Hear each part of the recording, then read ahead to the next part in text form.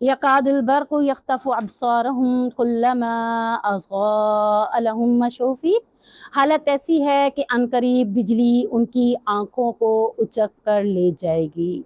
देखें ना, बाज़ बिजली की करकराती बारिश, ये आप देख लें बिजली कितनी चमक रही थी, तो बाज़ खौफ भी आता है। अच्छा, ये एक और बात भी मेरे जहन में आ गई कि जब आप सल्लल्लाहु अलैहि वसल्लम का दौर होता था तो आप सल्लल्लाहु अलैहि वसल्लम का बादल के गरजने पर रिएक्शन क्या होता था और आज हमारा रिएक्शन क्या होता है।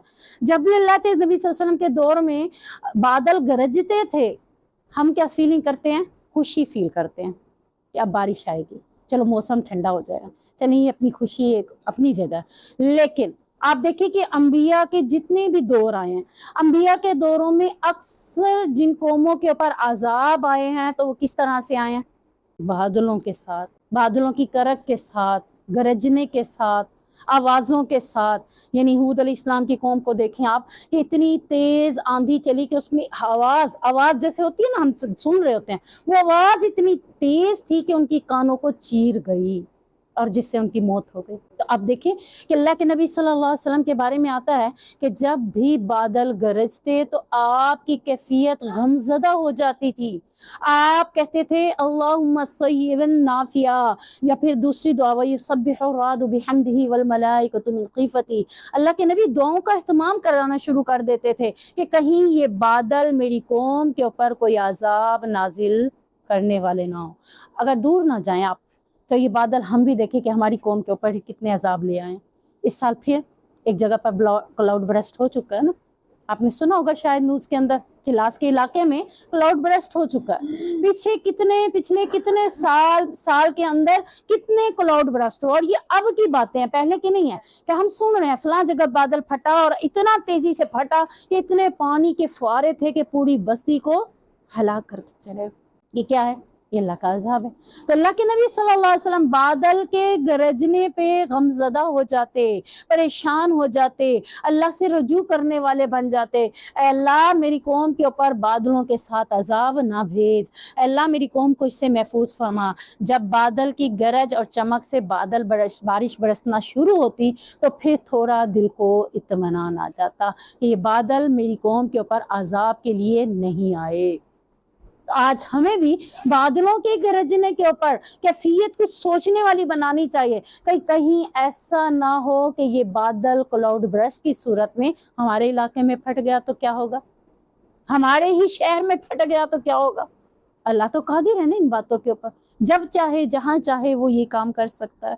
तो अल्लाह कह रहे हैं कि नज़दीक है, करीब है कि ये बादलों की गरज और ये चमक बिजली की इनकी आंखों को उचक कर ले जाए, इनकी बिनाई खत्म हो जाए, इनको अंधा कर दे। हम इसकी चमक से डर कर क्या होते हैं, अंदर आ जाओ, बच्चों को भी अंदर कर लेते हैं कि कहीं कोई हादसा ना हो, कहीं कोई तकलीफ ना पहुंच जाए। अल्लाह यही बात कह रहे हैं कि ये आसमान से उतरने वाला बारिश, इसको इस्लाम कहा है, और ये इस्लाम की रोशनी से जब कोई फ़ायदा नहीं उठा रहे तो करीब है कि अल्लाह इनकी बसारत को ख़त्म कर दे। यानी अल्लाह ने आंखें क्यों दी हैं? इस्लाम को देखने के लिए, कुरान को देखने के लिए, कुरान को देखकर समझने के लिए।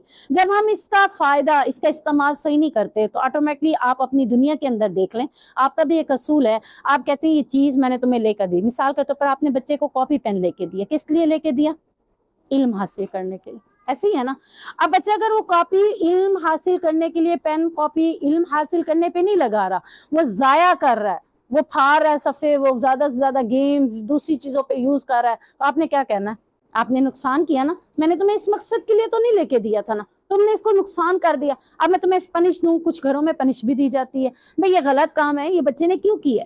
तो अल्लाह कहता है मैंने आंखें इसलिए दी थी कि तुम इस्लाम को देखते, तुम नबी के दौर को देखते, नबी की सीरत को देखते, कुरान को देखते, अहादीस को देखते, इस्लाम की रोशनी से अपने आप को मुनव्वर करते। जब तुमने ऐसा नहीं किया तो करीब है कि अल्लाह तुम्हारी आंखों को उचक कर ले जा सकता, तुम्हारी बसारत खत्म हो सकती है, तुम आंखों से देखने की बजाय नाबीना हो सकते हो। ये अल्लाह करना चाहे तो अल्लाह ऐसा कर सकता है। और फिर फरमाया वो इज़ा अज़लमा अलैहिम क़ामू, اور جب ان کے کبھی ان کے کلما اضاء لهم مشوا فیہ، جب ان کے لیے کبھی روشنی کرتا ہے تو اس میں چل پڑتے ہیں. یعنی اسلام کی جب کبھی روشنی آتی ہے تو یہ منافق، ان کے اندر نفاق کی کمی ہے نا، تو یہ پکے منافق نہیں ہیں. کبھی کبھی یہ اسلام کی روشنی کو دیکھ کر اس کے ساتھ چل پڑتے ہیں. نماز پڑھ لی، جیسے میں نے بتایا منافق نماز پڑھتے تھے، اس کے ساتھ نماز پڑھ لی، عبادت کر لی، روزہ رکھ لیا، کچھ اور کر لیا، تو کبھی کبھی اس میں چل پڑتے تھے. لیکن وَإِذَا أَظْلَمَ عَلَيْهِمْ قَامُوا، جب جہاد کی حکم آ جاتا، جہاد کا راستہ آ جاتا، تو یہ کیا کرتے؟ جہاد کو اپنے لیے اندھیرا سمجھتے تھے، اپنے لیے موت سمجھتے تھے. تو اللہ تعالیٰ کہتے یہ کھڑے ہو جاتے، یہ کہتے اب ہم نے تمہارے ساتھ نبی نہیں چلنا. یہاں تک کہ موسیٰ علیہ السلام کی قوم نے بھی موسیٰ کو یہی کہا تھا، اے موسیٰ تو اور تیرا رب جا کے لڑ آؤ، ہم نہیں جاتے، ہم یہیں بیٹھے ہوئے ہیں، جب تم اور تیرا رب لڑ کے واپس آ جاؤ گے تو پھر ہم تمہارے ساتھ ہیں. تو نبی کریم صلی اللہ علیہ وسلم کے دور میں بھی کئی ایسی جنگیں تھیں جن جنگوں کے اندر مسلمانوں میں سے کئی مسلمانوں نے کہا ہم تمہارے ساتھ نہیں جاتے. یعنی یہ ان کے لیے کیا ہو جاتا تھا؟ اندھیرا ہو جاتا تھا، اور اس میں وہ کیا ہو جاتے؟ قاموا، کھڑے ہو جاتے. اب ہماری بس ہے، اس معاملے میں ہم تمہارے ساتھ نہیں چلتے. وَلَوْ شَاءَ اللَّهُ لَذَهَبَ بِسَمْعِهِمْ وَأَبْصَارِهِمْ، اور جب اللہ تعالیٰ کہتے ہیں اگر اللہ چاہتا ان کی سماعت اور ان کی آنکھوں کو سلب کر لیتا. ان اللہ علی کل شیء قدیر، بے شک اللہ ہر چیز پر قادر ہے. پیچھے منافقوں میں منافقت نفاق کی شدت تھی، تو ان کے بارے میں اللہ تعالیٰ نے کیا کہا کہ وہ کبھی بھی ہدایت کی طرف نہیں آ سکتے.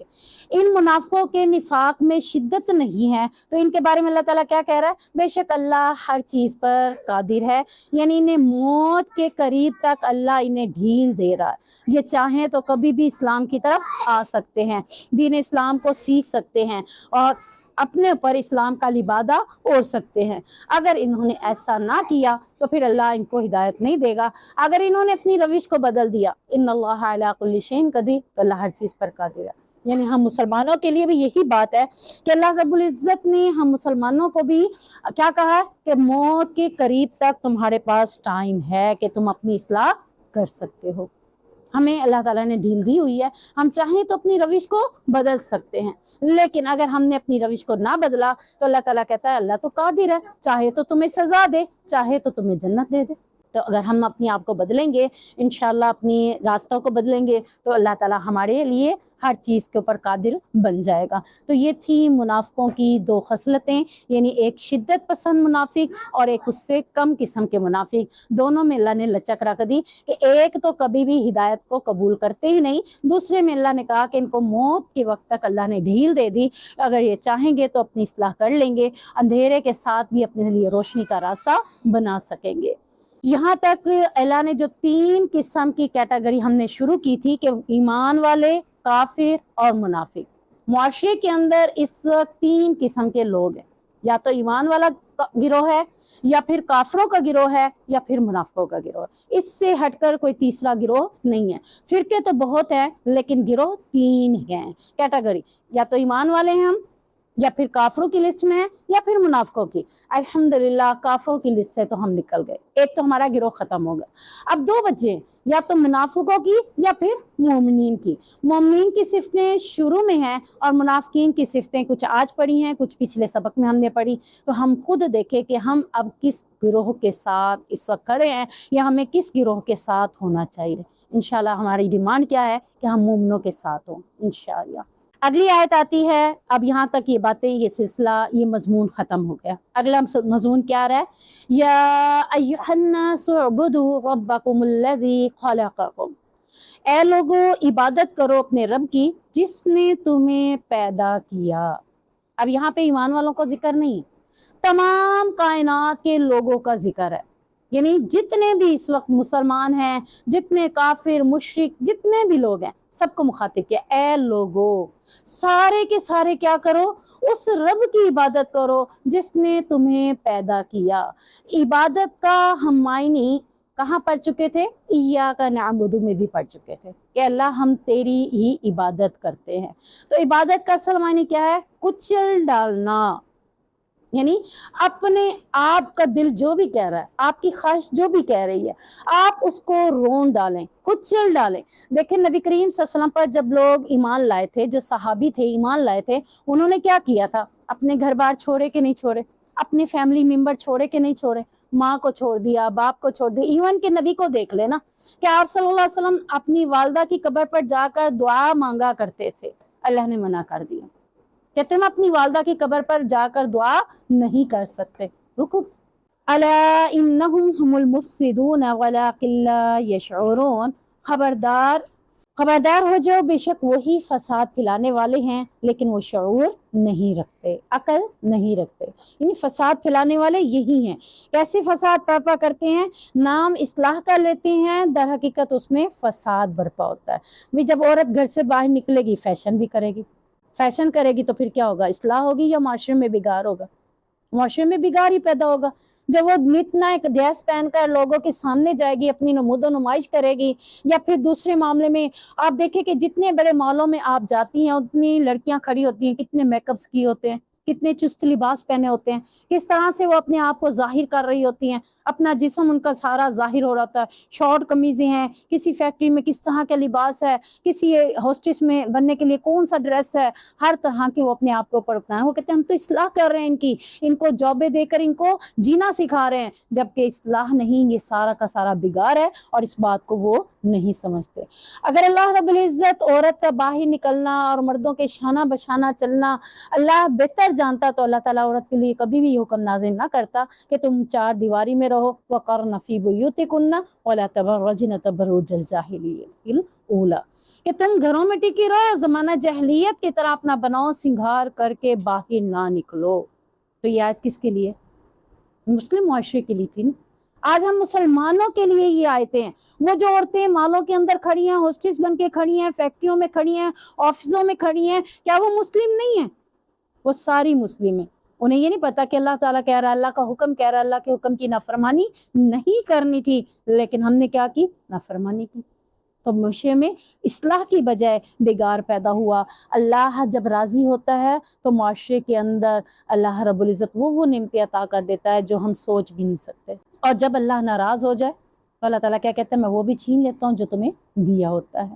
وَإِذَا قِيلَ لَهُمْ آمِنُوا كَمَا آمَنَ النَّاسُ قَالُوا أَنُؤْمِنُ كَمَا آمَنَ السُّفَهَاءُ، اور جب انہیں کہا جاتا ہے کہ ایمان لے آؤ جیسے لوگ ایمان لائے ہیں۔ کون سے لوگ؟ صحابہ کا ذکر ہے یہاں پہ، لوگوں سے مراد صحابہ کا ذکر ہے۔ تو وہ کہتے ہیں کہ ہم ایمان لیں ان جیسا کہ یہ بے وقوف ہے۔ اللہ تعالیٰ انہیں کیا کہہ رہا ہے؟ صحابہ کے لیے ایک لفظ استعمال کیا کہ جیسے یہ صحابہ ایمان لے آئے، ان کو لقب اللہ نے کیا دیا؟ مخلص۔ یہ صحابہ کیا ہیں؟ مخلص۔ اور جبکہ یہ منافق انہیں کیا لقب دے رہے ہیں؟ بے وقوف۔ تو جب ان سے کہا جاتا ہے کہ تم اپنے رویے ترک کرو اور صحابہ کی طرح ایمان لے آؤ، صحابہ کا ایمان کیسا تھا کہ جب وہ ایمان لے آئے، اصحاب محمد بن گئے، تو ان کے رویوں میں تبدیلی آ گئی، ان کے عمل میں تبدیلی آ گئی، ان کے اخلاق زبردست ہو گئے، قربانیاں دینے کے لیے وہ تیار ہو گئے۔ نبی کریم صلی اللہ علیہ وسلم سے محبت اتنی تھی کہ نبی کے ساتھ رہتے ہوئے نبی کے اوپر اپنی جان بھی دینے کے لیے قربان ہو جاتے تھے۔ تو اللہ تعالیٰ نے فرمایا کہ یہ تو مخلص ایمان والے ہیں، مخلص لوگوں کی جماعت ہے، تم بھی ان کی طرح ایمان لے آؤ۔ تم نے نہ تو اپنا رویہ بدلا، نہ اپنا طریقہ بدلا، نہ اپنے اخلاق کو بدلا، تو تم بھی ان جیسے بن جاؤ۔ تو انہوں نے کہا ہم تو انہیں بے وقوف سمجھتے ہیں۔ کیسے بے وقوف سمجھتے ہیں؟ وہ کہتے ہیں کہ دیکھو ہم جہاد نہیں کرتے، ہم جنگوں میں نہیں جاتے، مال غنیمت پھر بھی ہمیں مل جاتا ہے۔ آپ نے دورہ قرآن میں سنا تھا کہ جس وقت جہاد ہوتا تھا تو یہ پیچھے ہٹ جاتے تھے، آتے ضرور تھے، پیچھے ہٹ جاتے تھے، اور جب جنگ میں مال غنیمت ملتا تو کیا کہتے ہیں؟ ہم بھی تمہارے ساتھ تھے، ہمارا حصہ بھی نکالو، اور پھر اللہ کے نبی نکال بھی دیتے تھے، دے بھی دیتے تھے۔ تو یہاں یہ کہہ رہے ہیں کہ دیکھو یہ بیوقوف ہیں، جہاد پہ جاتے ہیں، جنگیں لڑتے ہیں، اس میں شریک ہوتے ہیں، تکلیفیں اٹھاتے ہیں، انہیں بھی وہی مال غنیمت ملتا ہے۔ ہم اگر شریک بھی نہیں ہوتے، ہم تکلیفیں بھی نہیں اٹھاتے، پھر بھی ہمیں مال غنیمت مل جاتا ہے، ہم مشکلات سے بھی بچ جاتے ہیں اور مفادات بھی حاصل کر لیتے ہیں۔ یعنی ان کی نظر میں یہ بیوقوف کیوں ہیں؟ کیونکہ یہ مفادات حاصل نہیں کرتے۔ جیسے کہتے ہو نا کہ میں یہ کام کروں، اس میں مجھے کیا فائدہ ہوگا، میرا مفاد کیا؟ میں کسی بھی کام کو مفاد کے لیے کرتی ہوں. صحابہ کسی بھی کام کو اللہ کا حکم سمجھ کے کرتے تھے, مفاد سمجھ کر نہیں کرتے تھے. نماز پڑھوں کیا ہوگا؟ اللہ کا حکم پورا ہوگا, اللہ کی رضا پوری ہوگی. تو وہ مفاد کے لیے نمازیں نہیں پڑھتے تھے, وہ اللہ کے حکم کے لیے. اور جبکہ یہ لوگ کہتے ہیں کہ جس چیز, منافق کہتے ہیں جس چیز میں ہمیں مفاد نظر آئے گا ہم وہ کام تو کریں گے. ہم بیوقوف نہیں ہیں کہ ان کی طرح مفاد کے بغیر ہم کام کریں. جیسا کہ جنگ خندق کے حوالے سے سورۃ احزاب کے اندر آتا ہے کہ انہوں نے کہا کہ ہم گھروں کو اکیلا نہیں چھوڑ سکتے, ہم کھیتی باڑیاں نہیں چھوڑ سکتے, ہمارا مفاد دنیا ہے, ہم اپنے مال و بال تباہ نہیں کر سکتے, آپ جائیں جنگ لڑیں, ہم تو آپ کے ساتھ جنگ لڑنے کے لیے بھی نہیں جا سکتے. اس وقت بھی نے کیا تھا, اپنا مفاد عزیز تھا. اور جب جنگ کے اندر مال غنیمت ملتا تو پھر یہ کسی نہ کسی طریقے سے اپنے آپ کو اس میں بھی شامل کر کے مفاد حاصل کرنے کے لیے مال غنیمت بھی حاصل کر لیتے تھے. تو اللہ تعالیٰ نے فرمایا کہ یہ سمجھدار کیسے ہو سکتے ہیں کہ جن کی نظر صرف دنیا کے مفاد پر ہو, آخرت کے مفاد پر نہ ہو. انہیں کیا چاہیے؟ دنیا اور دنیا کا مال و دولت, اسی کے لیے وہ بھگتے ہیں. کبھی کافروں سے دوستیاں لگاتے ہیں, کبھی مشرکوں کے ساتھ جا مل بیٹھتے ہیں, کبھی کیا کرتے ہیں دوسرے لوگوں کے ساتھ مل جاتے ہیں. تو آج ہم مسلم معاشرے کے اندر دیکھیں, پاکستان کے اندر ہی دیکھ لیں کہ منافقوں کا کردار آج بھی موجود ہے. اگر آج بھی کچھ مخلص لوگ اللہ کے راستے میں جہاد کرتے ہیں تو پھر وہ ان کو کیا کہتے ہیں, یہ بے وقوف ہیں. انہیں پتہ ہی نہیں ہے کہ آج کے دور میں جہاد کیا جا سکتا ہے. اب تو جہاد ہو ہی نہیں سکتا. اور پھر انہی کی وجہ سے یہ پاکستان کے اوپر مسئلے آ رہے ہیں, انہی کی وجہ سے یہ سارے معاملات ہو رہے ہیں, اور انہی کی وجہ سے یہ سارے معاملات ہیں, اور ہم مصیبت میں پھنسے ہوئے ہیں. جبکہ اللہ تعالیٰ نے ان مسلمانوں کے حوالے سے کہا کہ یہ مسلمان نا امید بھی نہیں ہے اور مایوسی کی باتیں بھی نہیں ہیں. یہ کون کرتے ہیں؟ صرف منافق لوگ کرتے ہیں, جنہیں صرف اپنا مفاد چاہیے. آپ دیکھیں جہاں بھی آج معاشرے کے اندر جس کے پاس بھی جو عہدہ ہے وہ اس عہدے کا استعمال اپنے مفاد کے لیے کر رہا ہے, نہ کہ معاشرے کی اصلاح کے لیے کر رہا ہے. آپ دیکھیں معاشرے کی اصلاح کم لوگ ہی کر رہے ہیں, اپنا مفاد دیکھتے ہوئے, اپنے لیے بہتری دیکھتے ہوئے وہ سارا کام کر لیتے ہیں. تو اللہ رب العزت نے یہاں پہ فرمایا, ایسے نام نہاد دانشور جو اپنے آپ کو عقل مند سمجھتے ہوئے دوسروں کو بے وقوف سمجھتے ہیں, اور وہ بے وقوف کسے کہہ رہے ہیں؟ جو دنیا کے مفاد پر نظر نہیں رکھتے بلکہ اپنی نظر جنت کے مفاد پر رکھتے ہیں کہ میں تو جنت حاصل کرنا چاہتا ہوں. تو یہ لوگ عقل سے خود ہی ناپید ہیں, اور یہ مسلمانوں کی طرح بننے کے لیے تیار نہیں ہیں کہ یہ تو مسلمان ہیں, بے وقوف ہیں, یہ تو اپنا مال بھی دے دیتے ہیں, یہ بھی کر دیتے ہیں. جیسا کہ سورۃ کہف کے اندر آتا ہے کہ سورۃ کہف میں دو بھائیوں کا ذکر آتا ہے کہ ایک بھائی نے اپنی ساری جائیداد کو دنیا کے مال و متاع میں, کھیتیوں میں اور باغات بنانے میں لگا دی, جبکہ دوسرے نے اللہ کے راستے میں خرچ کر دی. اور جب اس کے باغ کھیتیاں تیار ہو گئی تو وہ اپنے بھائی کو لے گیا, اسے کہا تو بے وقوف ہے کہ تو نے سارا مال خرچ کر دیا, دیکھ آج میرے پاس کتنی شان و شوکت ہے. اس نے ماشاء اللہ لا قوت الا باللہ نہ پڑھا. سورۃ کہف کے اندر باقاعدہ یہ الفاظ ہیں, اللہ تعالیٰ نے اس کے باغات کو ختم کر دی. کہ تم مجھ سے بے وقوف کہہ رہے ہو جس نے اللہ کے راستے میں مال دے کر جنت حاصل کر لی. بے وقوف تو تم ہو جس نے دنیا کے اوپر مال لگایا اور ایک ہی رات کے اندر اللہ نے اس مال کو تباہ و برباد کر دی. تو یہی بات ہے کہ یہ لوگ دنیا چاہتے ہیں, دنیا کے مفاد چاہتے ہیں. تو بے وقوف تو یہ ہیں جو دنیا کے اوپر نظر رکھے ہوئے ہیں. جن کی نظر آخرت پر ہو تم انہیں بے وقوف جتنا کہہ لو وہ کبھی بھی بے وقوف نہیں ہو سکتے. الا انہم السفہاء ولکن لا یعلمون, اللہ تعالیٰ نے کہا خبردار ہو جو, بے شک تم ہی بے وقوف ہو لیکن تم نہیں جانتے. یعنی تم نے اپنی 60 سالہ زندگی, 80 سالہ زندگی کی خاطر تم نے اپنی آخرت کو ریجیکٹ کر دیا, جنت کو ریجیکٹ کر دیا جو ہمیشہ کی زندگی ہے جس میں موت ہی نہیں آنی. تو تم سے بڑا بے وقوف اور کون ہے؟ اب دیکھیں نا, ایک طرف پوری زندگی ہے جس میں موت ہی نہیں ہے, اور ایک طرف جس میں موت ہے. اب آپ اس موت والی زندگی کے لیے فائدہ سوچیں گے یا جس میں موت ہی نہیں اس کے لیے فائدہ سوچیں گے؟ عقل مند وہ ہے جس نے اپنی اس زندگی کو سوچا جس میں کبھی موت ہی نہیں آنی, اور جس نے موت والی زندگی کو سلیکٹ کر لیا کہ ہاں اس میں موت آئے گی, بھی تو میں نے 60 سالہ جینا ہے تو اس میں فائدے حاصل کر لوں. تو اللہ نے کہا یہ بے وقوف ہے لیکن یہ نہیں جانتا. تو یہاں ہم دیکھتے ہیں کہ قرآن پاک میں صحابہ کے ایمان اور منافقین کے نفاق کا موازنہ اللہ تعالیٰ نے یہاں پہ کیسا کیا کہ اللہ تعالیٰ نے ایمان والوں کو دنیا میں عزت بھی دی, بلندیاں بھی دیں, حکومتیں بھی دیں, مال و دولت بھی دی. آپ دیکھیں کہ ایک وقت تھا جنگ بدر کے بعد آگے کیا ہوا, مال و دولت آنا شروع ہو گیا کہ نہیں آیا؟ مال غنیمت کی صورت میں مال کے ڈھیر جمع ہو گئے, دے جمع ہوئے تو امہات المومنین نے تقاضا کیا تھا کہ ہمیں بھی کچھ مال دے دیں. تو مال و دولت کس کو ملی؟ منافقوں کو ملی یا ایمان والوں کو ملی؟ ایمان والوں کو. اس کے بعد آپ دیکھیں عزت کس کو ملی؟ 52 ملکوں کے اندر اسلامی حکومت نافذ ہو گئی. کس کو عزت ملی؟ ایمان والوں کو مل گئے. پھر اللہ تبارک و تعالیٰ کہہ رہے ہیں بڑی بڑی حکومتیں بھی میں نے انہی کو عطا کر دی تھی. تو یہ سب کس سے ہوا تھا؟ اللہ کے حکم پر عمل کرنے سے. آج بھی ہم اللہ کے حکم پر عمل کر لیں تو کتنی بڑی بڑی حکومتیں، مال و دولت، سب کچھ، عزت، سب کچھ ہمیں مل سکتا ہے. اگر ہم سود کی معیشت کو ختم کر کے زکوٰۃ و صدقات کی معیشت کو بحال کر دیں تو آج بھی عزتیں مل جائیں گی، آج بھی حکومتیں مل جائیں گی، آج بھی بہت بڑی مہربانیاں اللہ کی طرف سے عطا ہو جائیں گی. جبکہ اس کے برعکس معاشرے کے اندر منافقین کے ساتھ کیا ہوا کہ انہیں صرف ذلت و رسوائی ملی، دنیا میں بھی اور آخرت میں. منافقین کو اللہ تعالیٰ نے کیا کہا؟ عبداللہ بن ابی کے بارے میں آپ نے پڑھا تو ضرور ہے کتابوں کے اندر، لیکن کیا آپ نے سنا کہ اسے مال ملا تھا، عزت ملی تھی، دولت ملی تھی یا حکومت ملی تھی؟ کچھ بھی نہیں ملا تھا اسے. یہاں مسلمانوں کے بارے میں تو آتا ہے خالد بن ولید ایک جمعے سے دوسری جمعے تک ایک ملک کو آزاد کر لیتے تھے، اگلے جمعے سے اگلے جمعے تک کسی اور ملک کو فتح کر لیتے تھے. تو یہ مسلسل انہوں نے اپنی زندگی جنگوں کے اندر ہی گزاری تھی، اور انہیں اللہ تعالیٰ نے عزتیں بھی دی تھی، مال و دولت بھی دیا تھا. جبکہ عبداللہ بن ابی کے بارے میں کیا ذلت ملی کہ نہیں ملی؟ قرآن میں بھی اللہ تعالیٰ نے اسے ذلیل و رسوا کر دیا، معاشرے کے اندر بھی ذلیل و رسوا کر دیا، اور آخرت میں بھی انہیں ذلیل و رسوا کر دیا. اسی کے ساتھ ہی ہم آگے دیکھتے ہیں کہ اللہ تعالیٰ نے انہیں کیسے ذلیل و رسوا کیا. وَإِذَا لَقُوا الَّذِينَ آمَنُوا قَالُوا آمَنَّا، جب یہ لوگوں سے، ایمان والوں لوگوں سے ملتے ہیں تو انہیں کہتے ہیں ہم ایمان لے آئے.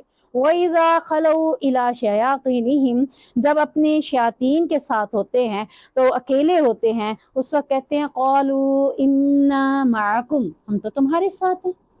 انما نحن مستہزئون، ہم تو صرف ان کا مذاق کرنے والے تھے. یعنی کن کا؟ مسلمانوں کا. اب یہاں پہ اللہ تعالیٰ نے کہا کہ منافقین کی ایک اور خصلت کیا ہے؟ ایمان والے لوگوں کے ساتھ بیٹھتے ہیں کہتے ہیں ہم ایمان والے ہیں، اور کافروں کے ساتھ بیٹھتے ہیں تو کہتے ہیں ہم تمہارے ساتھ ہیں، ہم تو صرف مسلمانوں کا مذاق اڑانے کے لیے ان کے ساتھ بیٹھتے تھے. تو اللہ تعالیٰ نے یہاں پر واضح لفظوں میں بتایا کہ ان کی کفار سے بھی ملاقاتیں رہتی تھیں اور ان کے ساتھ بھی ان کا تعلق بہت زیادہ مضبوط ہوتا تھا.